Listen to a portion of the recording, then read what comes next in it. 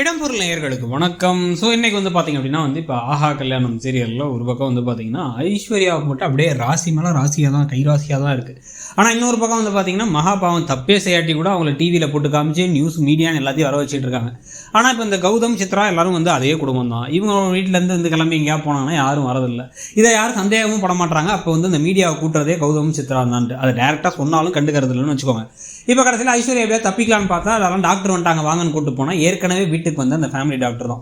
உடனே அவங்க வந்து இந்த விஷயம் தான் அப்படின்னு தெரிஞ்ச உடனே மிச்சம் 2 பேர்த்தையும் சித்ராவையும் கௌதமையும் வெளில அனுப்பிட்டு ஐஸ்வர்யாட்ட ஏமா உண்மையை சொல்ல வேண்டியதானம்மா அப்படின்னா என்னால் சொல்ல முடியல டாக்டர், ஒரு 2 வீக்ஸ் டைம் கொடுங்க, நான் சொல்லிடுறேன், எனக்கு ப்ளீஸ் டாக்டர் என்னை காப்பாற்றி விட்டுருங்க அப்படின்னு கெஞ்சினதுனால உடனே இவங்களும் ஓகேன்ட்டாங்க. இப்போ 4 பேரும் வந்து அந்த ஃபேமிலி டாக்டர் கேட்க மாட்டாங்களா வந்து அசிங்கமாக ஏமா இப்போ ப்ரெக்னென்ட்னா போய் சொல்கிறியா அப்படின்ட்டு. என்னன்னே தெரில, நமக்கும் ஒன்று அந்த கதையில் வர லாஜிக்குங்கிறது புரியவே இல்லைன்னு வச்சுங்க.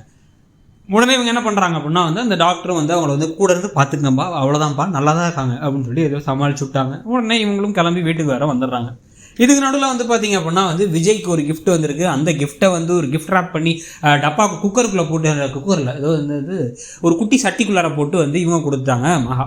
அதை உடனே வந்து சாப்பிட போங்கன்னு அனுப்பிவிட்டதுக்கப்புறமா அவர் உடனே அதை எடுத்து பார்த்துட்டு அதில் இந்த கிஃப்ட்டை பார்த்து அந்த கிஃப்ட்டுக்குள்ளே பார்த்தா ஒரு புக் இருக்குது. அந்த புக்கில் இவங்களுடைய வரிகள்லாம் மாற்றி யாரோ எழுதி வந்து கொடுத்துருக்காங்க அப்படிங்கிறத பார்த்து இந்த பக்கம் தாத்தா, அந்த பக்கம் விஜய் எல்லாருமே வந்து என்னப்பா சாரி சூர்யா எல்லாருமே வந்து விஜயை வந்து பாராட்டிகிட்டு இருக்காங்க. பாராட்டி யாரா அது அப்படின்னு சொல்லிட்டு எல்லாம் கேட்டுட்டு இருக்கும்போது அவங்க வந்து ஒரு இடத்துக்கு வாங்கன்னு சொல்லிட்டாங்க. அதையும் மகா கண்டுபிடிச்சிட்டாங்க. ஃபேமிலியும் போயிட்டு வாங்குறாங்க. வெரி குட் ஃபேமிலியாக தான் இருக்காங்க. உடனே வந்து காஃபி ஷாப்பில் வெயிட் பண்ணால் காஃபி ஷாப்பில் முதல்ல வரது யார் அப்படின்னு வந்து பார்த்தீங்கன்னா ஒரு பாட்டி வந்து பூ கொடுத்து போகிறாங்க. அதுக்கு பிறகு தான் வந்து பார்த்தா இந்த அனாமிகா வராங்க. இந்த அனாமிகா யார் அப்படின்னு வந்து பிறகு காமிச்சிட்றாங்க நமக்கு இப்போ தான் பல நாள் கழிச்சு. ஸோ வந்து அவங்க வந்து என்ன பண்ணுறாங்க அப்படின்னா வந்து பேசிகிட்டு இருக்காங்க. அப்போ அந்த சமயத்தில் பிரபா கால் பண்ணால் பிரபாவோட ஃபோனை இவர் கட் பண்ணிகிட்டே இருக்காரு. டிங் கட் பண்ணிகிட்டே இருக்காரு. ஒன்றும் இல்லைன்ட்டு பிரபா கூட வெளில போகிறேன்னு சொன்னதுனால அவங்க டென்ஷன் ஆகுறாங்க. முக்கோண காதல் கதையை ரெடி பண்ணிகிட்டு இருக்காங்க. இதெல்லாம் நடந்து ஒரு அனாமிகாவோட அழகில் மயங்கிட்டு இருக்கிற போது தாத்தா சூர்யாட்ட போயிட்டு வந்து எங்களுக்காக நீயும் மகாவும் கொஞ்சம் நல்லா சந்தோஷமாக வாழுங்கப்பா அப்படின்னு சொல்லிட்டு இருக்காங்க.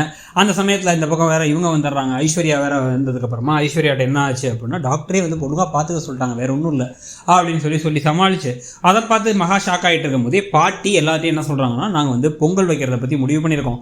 இத்தனை வருஷமாக வந்து பொங்கல் வந்து ராஜலட்சுமி தான் வச்சா, இந்த தடவை வந்து வைக்க போகிறது மகா அப்படின்னு ராஜலட்சுமி ஷாக் ஆகிறாங்க. அதோட இன்றைக்கி எபிசோட் முடியுது. ஸோ இன்றைக்கி எபிசோடை பற்றி நீங்கள் நினச்சிங்கிறத சொல்லுங்கள். தேங்க்யூ.